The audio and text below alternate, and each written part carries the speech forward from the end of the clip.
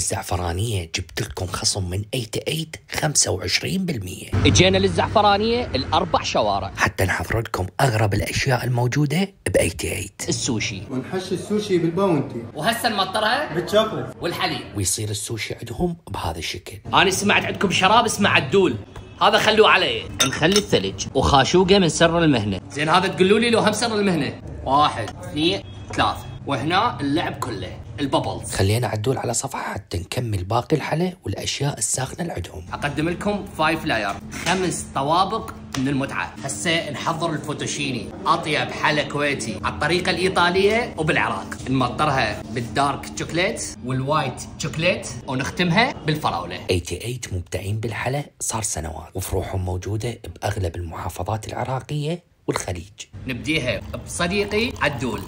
اللي يحب حامض حلو يختار عدول، وطعم الدعابل اللي بداخله كلش راح تحبوها. عوفنا مستمتع بالشوسي.